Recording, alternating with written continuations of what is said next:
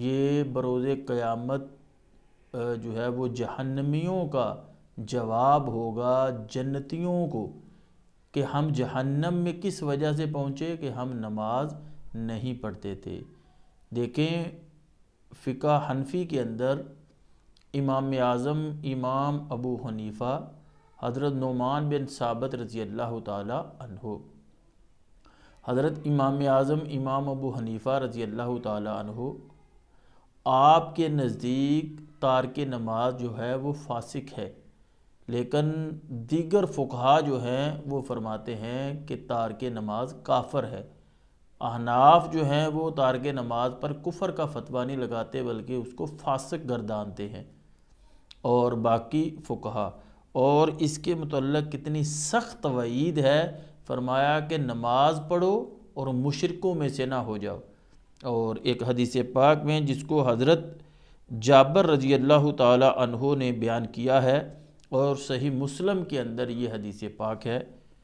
نبی کریم صلی اللہ علیہ وسلم نے فرمایا کسی شخص اور اس کے کفر اور شرک کے درمیان یعنی فرق جو ہے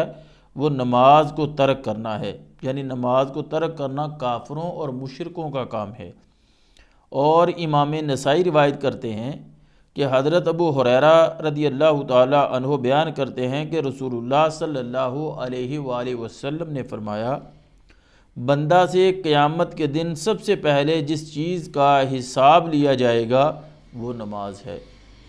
اگر وہ مکمل ہوئی تو مکمل لکھی جائے گی، اور اگر اس میں کچھ کمی ہوئی تو کہا جائے گا کہ دیکھو کیا اس کی نفلی نمازیں ہیں جن سے اس کے فرض کی کمی کو پورا کر دیا جائے، پھر باقی اعمال کا اسی طرح حساب لیا جائے گا۔ یعنی کتنا بدبخت آدمی ہے وہ جس کو یہ پتہ بھی ہے کہ جب میں مروں گا اور بروز قیامت اٹھوں گا اور سب سے پہلے مجھ سے سوال جو ہوگا وہ نماز کے متعلق ہوگا، اور پھر بھی وہ ہیلے بہانے گردانتا ہے اور نماز نہیں پڑھتا۔ اور بہت ساروں کے تو ابھی تک کپڑے ہی صاف نہیں ہوئے۔ وہ بڑی حیرانگی ہوتی ہے کہ فصل کے اندر جب بیج ڈالا جاتا ہے تو وہ پاک ہوتا ہے، جب اس میں سے کپاس کا پودا نکلتا ہے تو وہ پاک ہوتا ہے، اور پھر اس سے روئی تب بھی وہ پاک تھی، روئی منڈی میں آ گئی تب بھی وہ پاک تھی، منڈی سے فیکٹری گئی تب بھی وہ پاک تھی، فیکٹری سے دھاگے والی فیکٹری میں گئی تب بھی وہ پاک، اور جب وہ کپڑے والی فیکٹری میں گئی تو تب بھی کپڑا پاک، پھر مارکیٹ میں آیا دکان پہ بھی کپڑا پاک، درزی تک جانے کے پاس کپڑا جو ہے وہ پاک رہتا ہے۔ لیکن جب ہمارے بدن پہ آتا ہے تو جب یہ سوال اٹھتا ہے کہ ہمارے کپڑے صاف نہیں، کپڑے پاک نہیں، اور عمومی طور پر یہ سوال دیکھنے میں آیا ہے، تو پھر کپڑوں کا مسئلہ نہیں نیت کا مسئلہ ہے۔ اور یہ قرآن پاک کی آیت شاہد ہے کہ جنتی جہنمیوں سے پوچھیں گے تو وہ کہیں گے کہ ہم نماز نہیں پڑھتے تھے۔ یار کتنا وہ بدبخت آدمی ہے جو اللہ تعالیٰ کی بارگاہ میں حاضر ہونے کے لیے بھی ہینے بہانے تلاش کرتا ہے کہ مجھے نہ جانا پڑے، اللہ تعالیٰ کی بارگاہ میں سجدہ ریزیاں کرنے کے لیے بھی اس کو ہیلے بہانوں کی ضرورت ہے، اور پھر پتہ بھی ہے کہ زندگی عارضی ہے، اس کی آسائشیں عارضی ہیں، اس کی غم ہو یا خوشی وہ عارضی ہے، اس کے باوجود بھی وہ بندہ جو ہے وہ ہیلے بہانے تلاش کرتا ہے۔ اور کس لیے ہیلے بہانے تلاش کرتا ہے، کیوں جھوٹ بولتا ہے کہ کیا مجھے اللہ کی بارگاہ میں نہ جانا پڑے، اللہ کی بارگاہ میں سجدہ نہ کرنا پڑے۔ اللہ تعالیٰ کی بارگاہ میں حضرت خواجہ نظام الدین اولیاء محبوب الہی آپ فرمایا کرتے تھے کہ اگر نماز نہ ہوتی تو اللہ تعالیٰ کی محبت کی شدت سے ہمارے قلوب جو ہیں وہ پھٹ جاتے۔ وہ تو سجدہ ہے کہ جب ہم سجدے میں جاتے ہیں تو اللہ تعالیٰ کی بارگاہ میں راز و نیاز کی باتیں کرتے ہیں، اس کی معراج ہمیں حاصل ہوتی ہے تو پھر ہمیں کچھ سکون مل جاتا ہے۔ خیر آگے حضرت عثمان بن ابی العاص رضی اللہ تعالیٰ عنہ بیان کرتے ہیں کہ نبی کریم صلی اللہ علیہ وسلم نے فرمایا جس دین میں نماز نہ ہو اس میں کوئی خیر نہیں،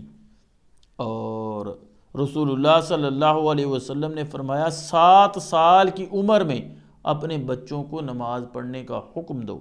اور 10 سال کی عمر میں ان کو مار مار کر ان سے نماز پڑھاؤ اور ان کے بستر جو ہیں وہ الگ کر دو۔ حضرت ام سلمہ رضی اللہ تعالی عنہا بیان کرتی ہیں کہ جس مرض میں رسول اللہ صلی اللہ علیہ وآلہ وسلم نے وصال فرمایا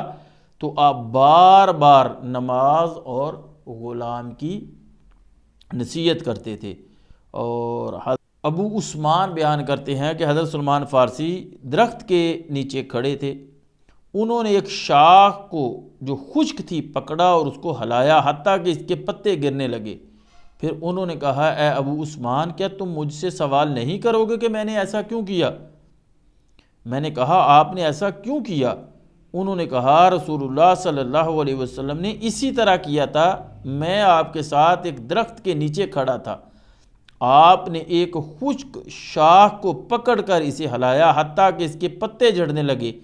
تو آپ نے فرمایا اے سلمان کیا تم مجھ سے سوال نہیں کرو گے کہ میں نے ایسا کیوں کیا؟ میں نے عرض کیا آپ نے ایسا کیوں کیا؟ آپ نے فرمایا جب مسلمان اچھی طرح وضو کرتا ہے اور 5 وقت کی نماز پڑھتا ہے تو اس کے گناہ اس طرح جھڑ جاتے ہیں جس طرح اس درخت کے پتے گر گئے۔ اور پھر میرے محبوب علیہ الصلوۃ والسلام نے یہ سورہ ہود کی آیت نمبر 114 کو تلاوت کیا۔ اور حضرت ابو وائل بیان کرتے ہیں کہ حضرت سلمان رضی اللہ تعالی عنہ